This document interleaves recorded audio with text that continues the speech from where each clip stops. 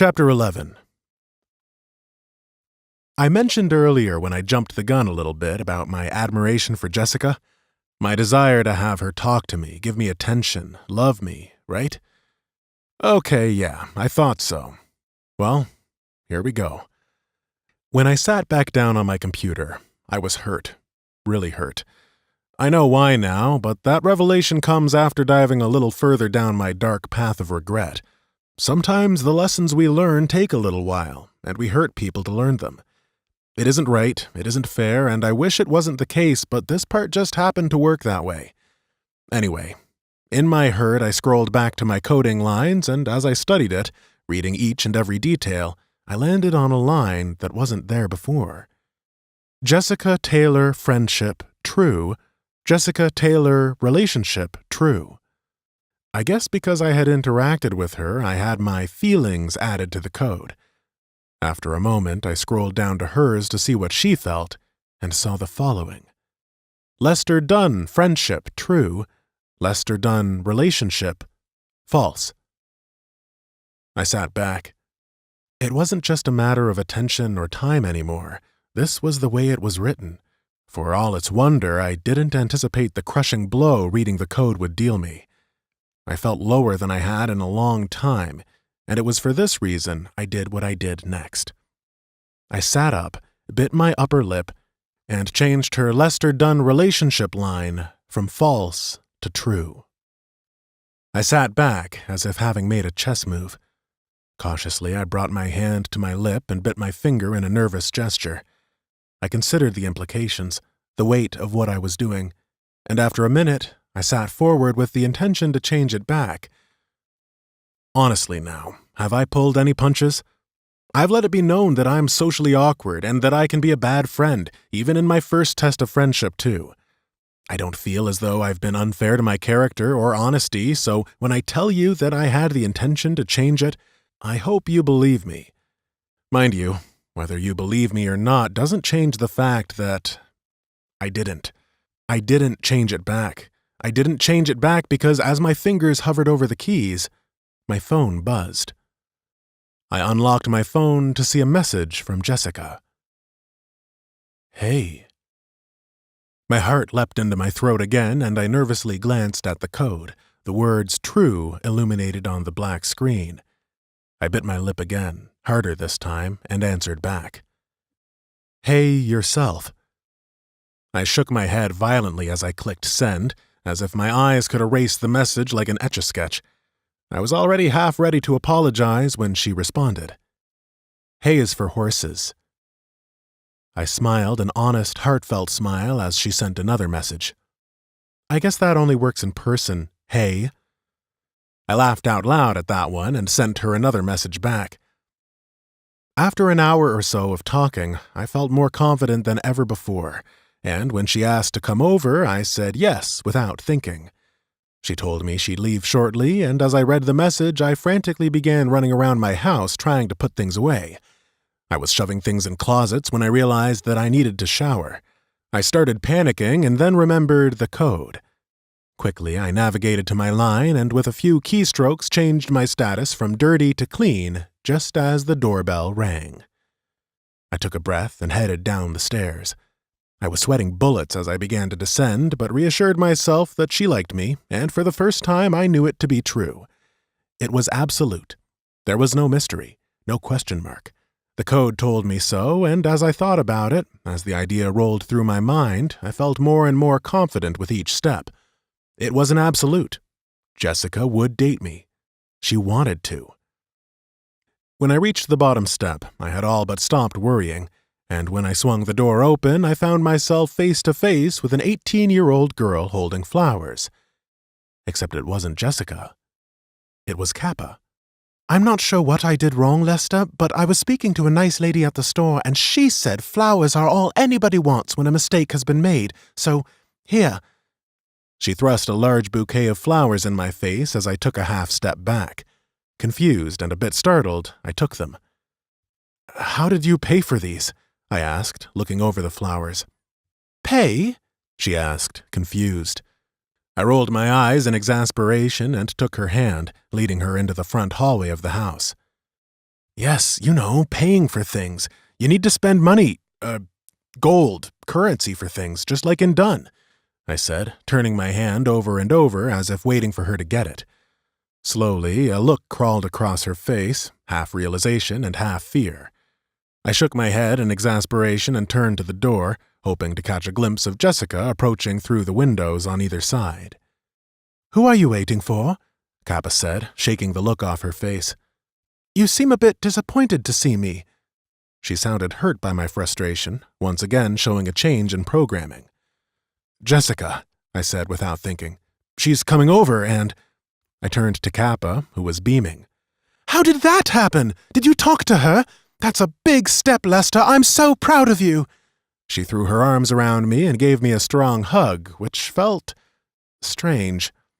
I half wanted to push her off, half wanted her to stay, but ended up shimmying out of the hug. "Yeah, we talked," I said, my eyes casting along the ground in shame as I thought over what I had done. Innocently, Kappa followed my gaze, as if to help me find whatever I had lost. When she didn't see anything, she looked back up at me, confused, and studied my expression. "You look sad and guilty, Lester," she said. Her year of programming had been in large part spent on facial recognition so that I could give her a look and she would know to mute. This was one of the negative side effects of that programming. Suddenly, her face tightened into a slight frown as she realized what had happened. "No," she said, shaking her head slightly, but my face told the story my mouth was too afraid to. "Listen, I wanted to know how—" I started to say, but before I could finish, the doorbell rang. I turned nervously toward the front door, then back to Kappa, who was clearly disappointed, her face drawn down to a point, framing her lips. I debated between her and the door, and went to the door. Jessica smiled wide when I opened the door and took a half step inside. The feeling I had at the bottom of the stairs was all but gone with Kappa a few feet from me, and when Jessica went to take the flowers from my hand, I nearly dropped them. She looked at them lovingly, the way I always dreamed she'd look at me, and brought them to her face. "How on earth did you get these in such short time?" she said, smiling as she breathed them in. Her face was filled with such elation that I nearly told her I had, but Kappa spoke up first. "He didn't," she said flatly in her accent before walking up and snatching them from Jessica's hand. Jessica reeled back as Kappa turned to me and said in her most confident tone, "Lester, you know this is wrong." For a moment, it looked as though she wanted to say more. She opened her mouth but stopped herself and turned to the front door. With flowers in hand, she left the house and exited to the street. "Was that your cousin?" Jessica asked, a look of surprised doubt on her face and a tone that finished the thought with, "'Cause she's crazy," but changed the subject as quickly as she brought it up and said, "It doesn't matter. I'm so happy I reached out to you." My eyes met hers, and while everything about the moment felt right, everything inside me knew it was wrong. Her gaze was loving and interested, sincere and kind, but hollow. There wasn't a vacantness in her eyes, but there was something about the moment that I knew was unearned, undeserved, and I had taken her agency away when I changed her code. I took a long moment before talking, considering my actions, and what I came to was this. I could see myself falling in love with this person. From everything I saw, everything I read, everything I knew, I could love her. And that meant, even if I wasn't the person she wanted to be with, I wanted her to be happy. Taking away her ability to say no, to not choose me, was so wrong that all at once I felt sick. This time the sickness didn't make me vomit because it wasn't the same. It wasn't excitement or nerves. It wasn't the nervous energy I had before D&D or when she texted me the first time. No, it was the sick feeling you get when you realize that you're the villain in someone else's story. "I'm sorry, Jessica," I said and took a half step back. "I was wrong in asking you to come here." She scoffed a little and took another step forward. "I asked you if I could come over," she said playfully. And despite the want and yearning I had for her, I maintained my distance. "I know. I mean to say, I don't like you that way." As the words left my lips, I could see her face change. It wasn't like the breaking of a limb, but rather as if realizing you left the stove on. It was a subtle wave of realization that washed over her, followed by the flush of red to her cheeks. It was torture, for both of us. She nodded and bit her lip and laughed a bit, clearly at a loss for words. And just as I went to speak, the door opened to my parents and Marcus coming back from a morning of shopping. She turned from me and pushed through them, offering excuses, as my mom and dad, apologetic themselves, tried to step aside, moving the large bags they carried. She stepped outside and I followed. "Jessica," I said in a tone that surprised myself as she went to her car and started it. I walked halfway, then stopped as I saw the tears running down her cheeks. As she drove away, I felt the pain in my heart and the sickness in my stomach from what I had done. I stood outside in the summer breeze for a long time before turning around and heading inside. "Lester?" Mom said from the kitchen as I entered the front door. I didn't feel like talking, but knew she was concerned about what had just happened. "Yeah?"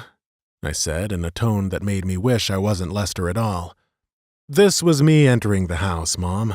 Lester Dunn, your baby boy, or what was left of him. The bulk of him is still splayed out on the lawn where he died 5 minutes ago." She walked into the hallway and slowed in her approach as if coming towards a wild animal, nervous to scare it away.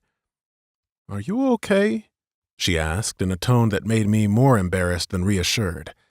Embarrassed because, rather than asking what that was about or who that was, my mom's first reaction was to check if I was okay. I walked towards her, feeling the lowest I had and perhaps ever, and hugged her again. The second time that morning. "I don't deserve you, Mama," I said through the thick of her sweater, her hand patting gently on my back as I did. "Why don't we sit down and have a cup of coffee and just relax?" she said in a tone that sounded so inviting I almost forgot why I was upset. "Your dad has taken a nap and Marcus is playing on your computer." My heart skipped a beat as I pulled back from her. "What?" I asked through a drawn-in breath. "Marcus, he's playing your game. You said he could any time he wanted?" Her words were barely out of her mouth before I was halfway up the stairs and barreling towards my room. Under my breath, I was muttering no in a continual loop as I reached the top step and launched myself into a run towards my bedroom. I body-checked the door open, filling the room with light, just as Marcus pressed the second click to launch Dunn. I leapt forward as the code began filling with thousands of lines of code, error after error being written and rewritten, line after line, until I was no longer standing at my computer. I was standing by a lone rock, next to a fallen tree in the world I had created. Dunn didn't just become a reality, it became the whole world's reality, the whole universe's reality, and everything I knew and loved was gone.